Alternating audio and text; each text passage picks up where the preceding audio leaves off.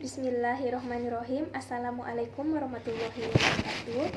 Innal hamdalillah wassalatu wassalamu ala Rasulillah Sayyidina Muhammad ibni Abdillah wa ala alihi wahbihi wa mawallah amma ba'du.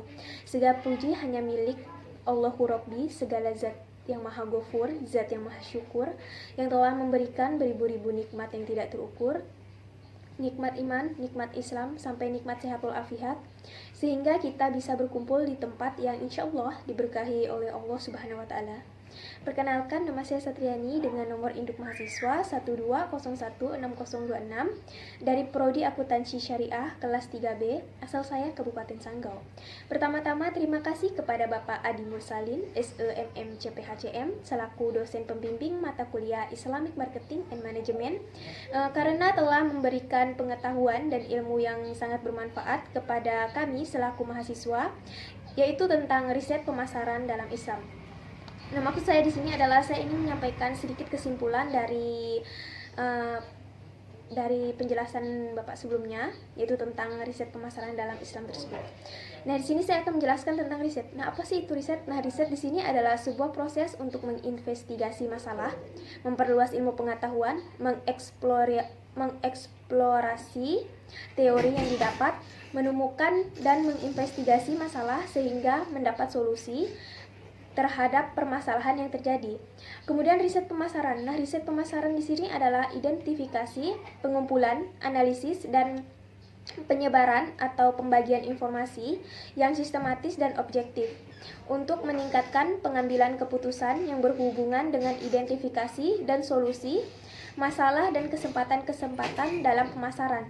Nah, hasil dari riset pasar akan menghubungkan antara pemasar dengan konsumen dengan cara menyediakan informasi penting yang dapat digunakan untuk menyelesaikan masalah terkait pemasaran serta membantu dalam pengambilan keputusan pemasaran.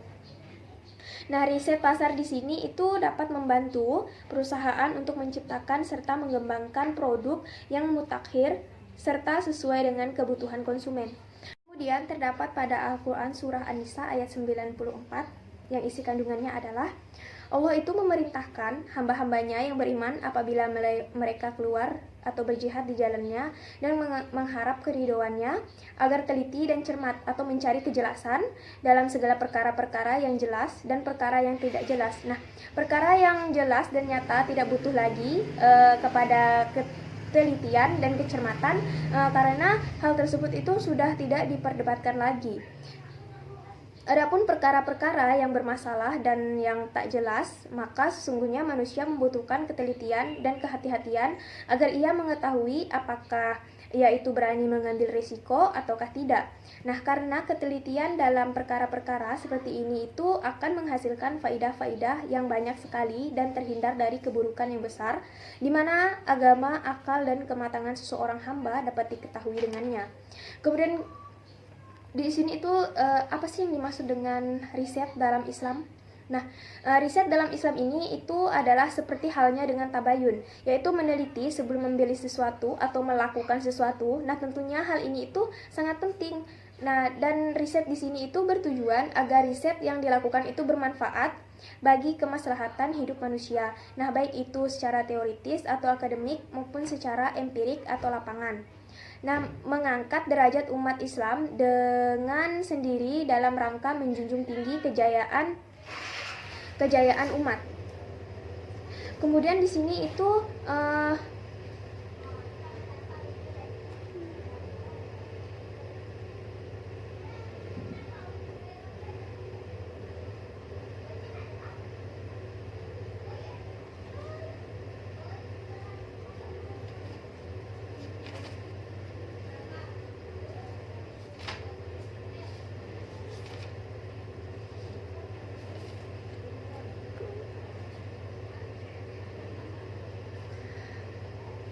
dan di sini itu etika riset dalam Islam juga itu tidak boleh merugikan orang lain dengan mengatur aspek yang pertama itu adalah segi material. Nah, segi material di sini itu penelitian yang kita lakukan itu merugikan subjek penelitian secara material. Kemudian yang kedua adalah segi fisik, penelitian yang dilakukan tidak merugikan partisipan secara fisik.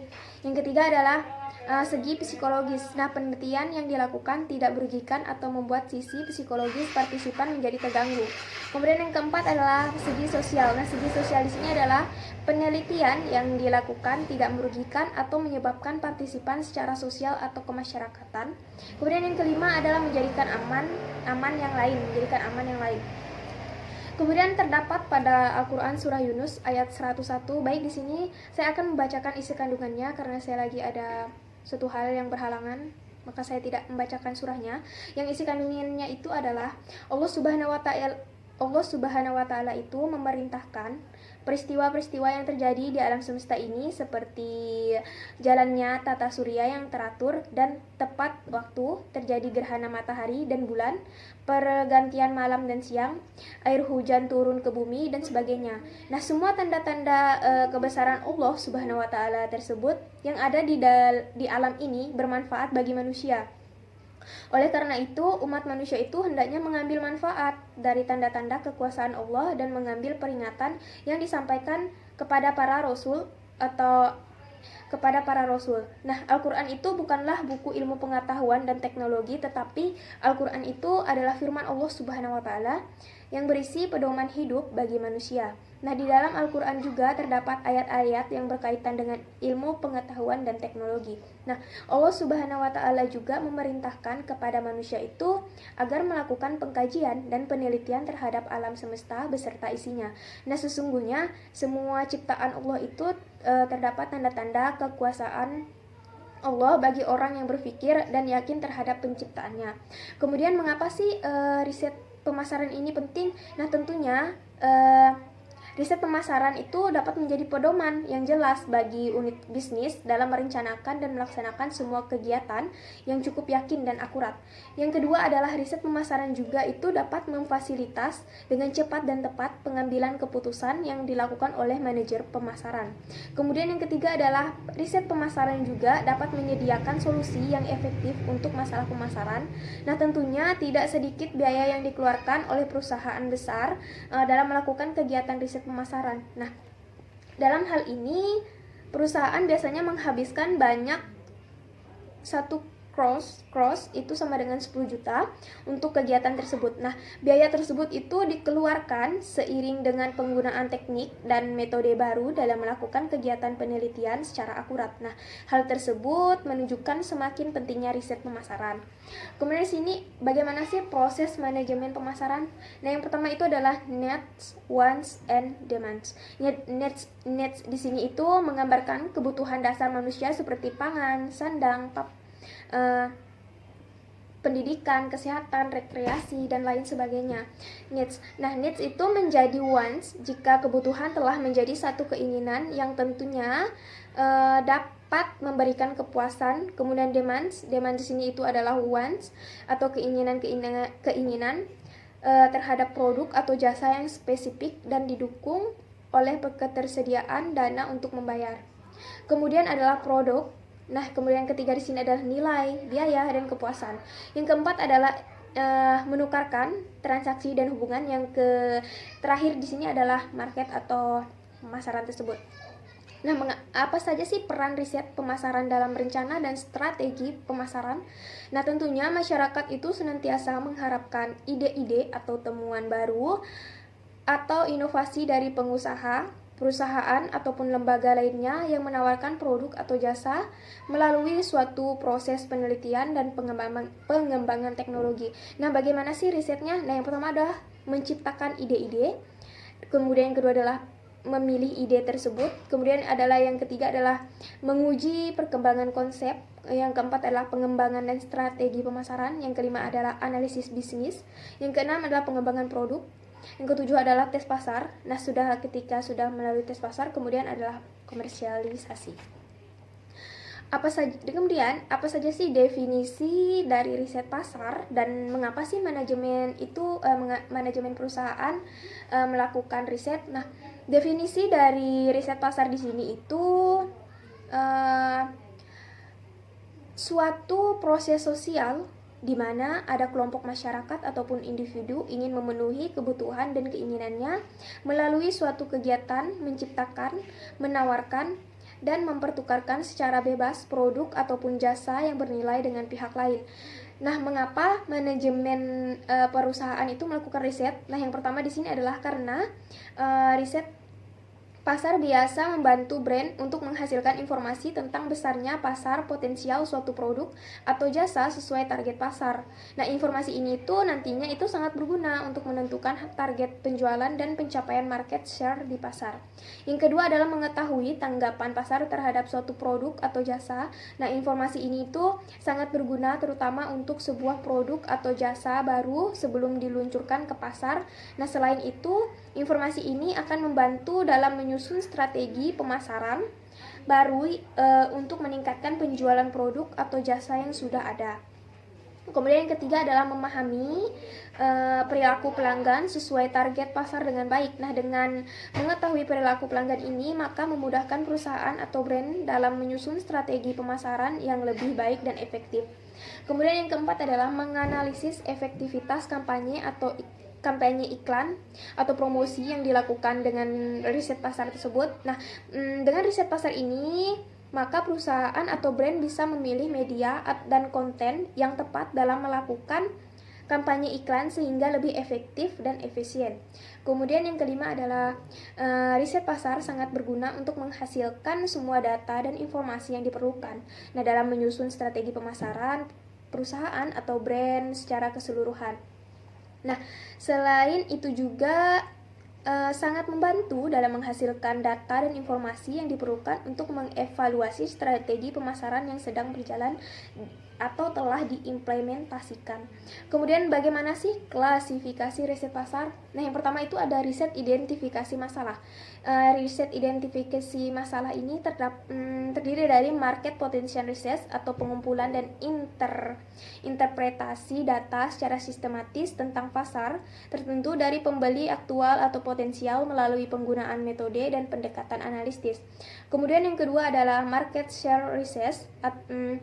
Nah, fungsinya di sini itu menghubungkan konsumen, pelanggan, dan publik dengan pemasar melalui informasi yang digunakan untuk mengidentifikasi dan mendefinisikan peluang dan masalah pemasaran, menghaluskan, dan mengevaluasi upaya pemasaran. Kemudian yang ketiga adalah image research atau citra riset. Kemudian adalah forecasting riset atau salah satu metode untuk melakukan perencanaan serta pengendalian produk. Kemudian ada business trend riset atau melakukan riset bisnis yang sedang tren pada saat ini. Kemudian yang kedua di sini adalah riset mengatasi masalah. Yang pertama adalah riset ini itu dilakukan agar diperoleh solusi tertentu yang dapat digunakan dalam pengambilan keputusan untuk memecahkan masalah secara spesifik. Nah, riset mengatasi masalah ini terdiri dari segmentasi riset, produk riset, pricing riset, promotion riset, dan distribution riset. Kemudian bagaimana sih proses riset pasar tersebut? Nah, yang pertama adalah mendefinisikan masalah dan tujuan. Yang kedua, mengembangkan rencana penelitian. Di sini itu memutuskan anggaran, sumber data, pendekatan penelitian, instrumen penelitian, rencana pengambilan sampel, metode kontak, dan rencana perlu diputuskan di muka tetapi cukup fleksibel untuk memasukkan perubahan atau literasi. Kemudian yang ketiga adalah mengumpulkan informasi. Nah, informasi yang dikumpulkan ini sesuai dengan rencana atau sering dilakukan oleh perusahaan eksternal. Nah, fase ini itu adalah yang paling mahal dan paling rentan terhadap kesalahan. Yang keempat adalah menganalisis informasi. Yang kelima adalah menyajikan temuan. Nah, kesimpulan keseluruhan yang akan disajikan pada metodologi statistik yang berlebihan dan dapat mengambil berbagai bentuk seperti presentasi lisan, kemudian kesimpulan tertulis yang didukung realistis, kemudian tabel data. Kemudian apa sih yang dimaksud dengan primary research? Nah, primary research ini adalah penelitian utama atau penelitian primer yang melibatkan perencanaan informasi baru dari tangan pertama. Ini disebut data primer. Kemudian bagaimana sih metode melakukan primary research? Yang pertama adalah metode ini itu yang pertama adalah kuesioner. Metode ini dijalankan dengan cara memberikan daftar pertanyaan mengenai data yang diperlukan untuk jenis usaha yang dipilih. Nah, syaratnya itu siapkan calon responden yang asalnya dari pelanggan potensial yang akan menjawab kuesioner, meyakinkan responden supaya dapat diajak kerjasama untuk mengisi jawabannya dengan jujur dan benar. Kemudian apabila sangat butuh, maka diberikan bingkisan yang menarik. Kemudian adalah grup fokus. Metode ini dijalankan dengan cara membentuk kelompok orang dari populasi utama pasar potensial. Nah, tugas yang mereka lakukan adalah menyampaikan semua yang mereka butuhkan, merasakan produk atau jasa yang disajikan, dan mereka diperkenankan memberikan opini mengenai kekurangan produk. Kemudian di sini ada survei. Nah, metode ini dijalankan dengan cara memberikan pertanyaan yang sederhana tentang produk atau jasa yang hendak diriset. Pada umumnya metode ini sifatnya itu acak, biasanya dengan sukarela, sehingga upayakan pertanyaan yang diajukan itu tidak mengganggu. Kemudian apa saja sih manfaat dan kelemahan melakukan primary research tersebut? Nah, manfaatnya itu secara langsung itu relevan dengan bisnis. Yang kedua itu data up to date diperoleh. Yang ketiga adalah pesaing tidak memiliki akses ke temuan. Kemudian apa saja kelemahannya? Nah, yang pertama itu adalah membuang-buang waktu tentunya.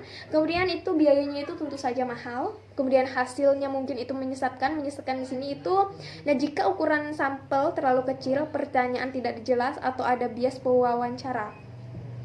Kemudian sini saya akan menjelaskan tentang quantitative research atau penelitian kuantitatif. Itu merupakan riset pasar kuantitatif melibatkan pencarian data numerik atau data kuantitatif umumnya dikumpulkan dari sampel besar dan mudah dianalisis. Metode pengumpulan data kuantitatif meliputi kuesioner tertulis dan online. Nah, penelitian kuantitatif melibatkan mencari tahu pendapat, sikap, dan perasaan, seringkali lebih berguna daripada data kuantitatif, tetapi lebih sulit untuk dikumpulkan dan dianalisis. Metode pengumpulan data kuantitatif ini meliputi kelompok fokus dan wawancara mendalam.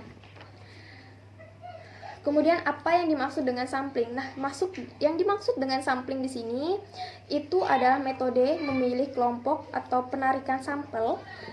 Nah, penarikan sampel di sini itu memilih kelompok responden yang lebih kecil dan representatif untuk melakukan penelitian atau bukan seluruh populasi ya. Nah, pengambilan sampel ini mengurangi biaya dan waktu untuk melakukan penelitian. Pengambilan sampel yang cermat dapat memberikan data yang dapat dipercaya tentang populasi. Nah, apa saja metode yang digunakan? Yang pertama adalah pengambilan sampel acak. Nah, maksudnya di sini itu setiap orang itu dalam populasi memiliki kesempatan yang sama untuk dipilih menjadi berada dalam sampel. Yang kedua adalah pengambilan sampel kuota. Nah, orang-orang dalam sampel dipilih untuk mencerminkan proporsi kelompok yang berbeda di pasar sasaran. Misalnya itu 80% di atas 60-an, 20% di bawah 60-an ketika meneliti pasar untuk alat bantu mobilitas. Kemudian yang ketiga adalah pengambilan sampel bertingkat. Nah, segmen pasar yang sesuai dipilih terlebih dahulu, misalnya laki-laki yang sudah menikah, kemudian sampel dipilih secara acak dari segmen ini. Kemudian setelah saya membaca artikel tentang pengantar riset pemasaran, tentunya di dalam artikel tersebut itu kita itu dapat mengetahui tentang definisi pemasaran, proses manajemen pemasaran, konsep pemasaran, rencana dan strategi pemasaran, peran riset pemasaran dalam rencana dan strategi pemasaran, dan lain sebagainya. Seperti yang sudah saya jelaskan sebelumnya dan mengetahui juga pengertian dari segmentasi pasar, itu suatu proses membagi pasar ke dalam sekelompok pelanggan yang memiliki perilaku yang sama atau memiliki kebutuhan yang serupa. Nah, dasar segmentasi di sini adalah faktor-faktor yang mempengaruhi tuntunan atau respon pelanggan yang berbeda. Kemudian setelah saya membaca jurnal tentang pemasaran Islam, tentunya kemampuan daya beli itu ditandai dengan meningkatnya masyarakat muslim yang dikelompokkan ke dalam kelas-kelas sosial ekonomi menengah maupun secara geografis negara terpisah, tetapi mereka tetap bersatu dalam memenuhi kebutuhan konsumsi dan kemampuan untuk membeli produk-produk bermerek. Nah, selain itu juga meningkatnya jumlah pengusaha muslim baik di negara yang mayoritas berkependudukan muslim maupun negara dengan jumlah penduduk muslim minoritas. Nah, istilah Islami mengandung makna pemasaran yang mempresentasikan nilai-nilai Islam. Yang pertama adalah hal ini menyiratkan bahwa ketika konsumen muslim sebagai target pasar, maka praktek pemasaran harus menunjukkan sifat atau cara yang islami, sehingga berbeda dari pemasaran pada umumnya. Yang kedua adalah hal itu menyiratkan bahwa ketika konsumen muslim sebagai target pasar, maka konsumennya jelas berbeda dengan konsumen pada umumnya, dan itu berarti membutuhkan sumber daya yang spesifik. Nah, keterampilan dan sarana pendukung lainnya yang relevan dan menarik bagi segmen ini.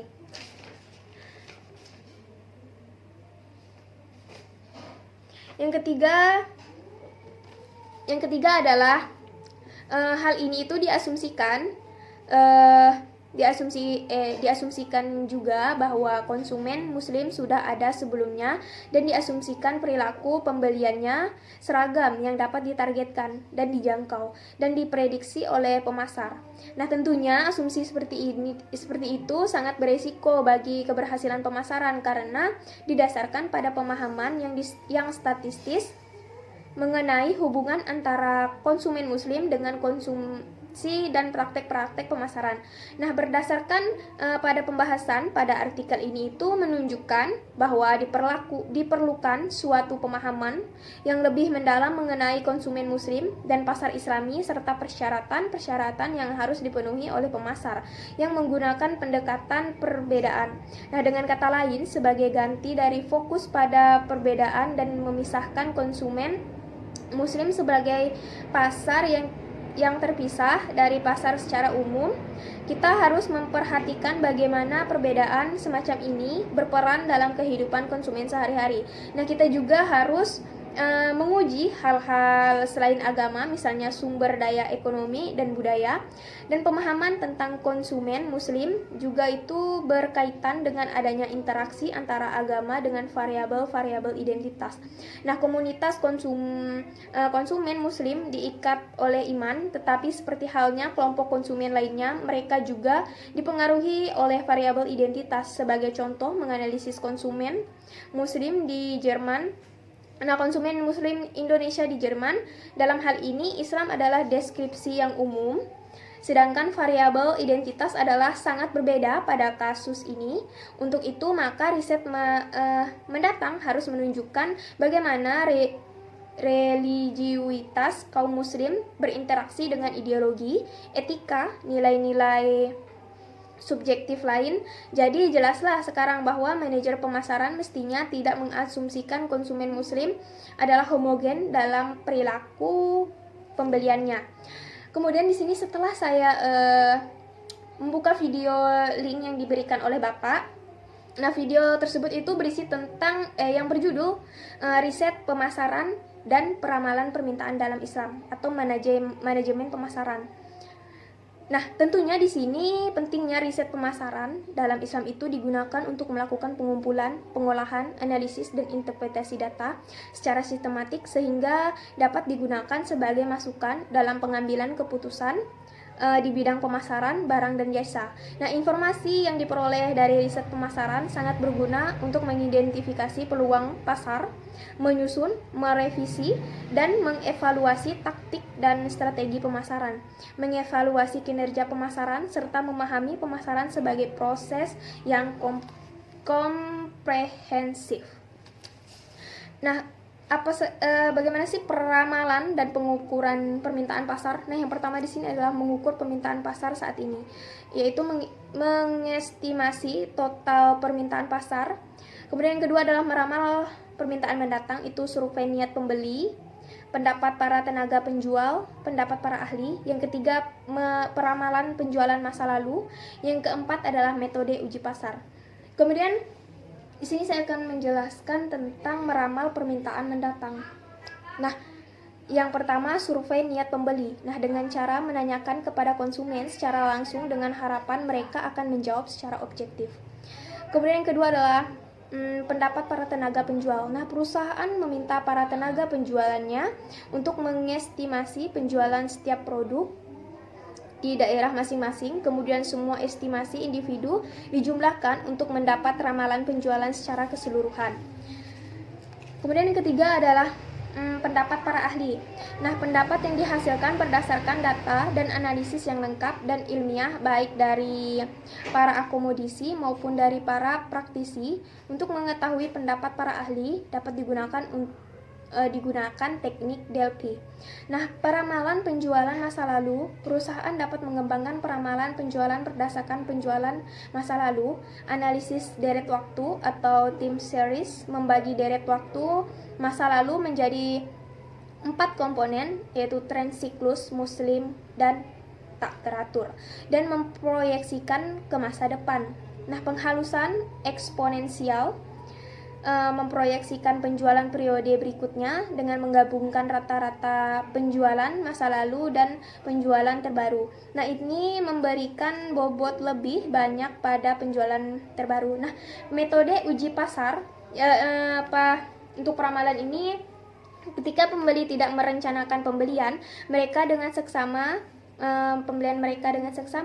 atau para ahli tidak bersedia atau tidak dapat diandalkan. Nah, uji pasar secara langsung atau kita datang langsung ke pasar itu dapat membantu meramalkan penjualan produk baru atau menetapkan penjualan produk disalurkan distribusi atau wilayah baru. Nah, mungkin itu saja penjelasan saya tentang riset pemasaran dalam Islam pada pertemuan kali ini. Mungkin apabila ada salah kata atau kata-kata yang kurang berkenan untuk didengarkan, saya mohon maaf karena kesempurnaan hanya milik Allah. Kurang dan lebihnya saya mohon maaf. Wassalamualaikum warahmatullahi wabarakatuh.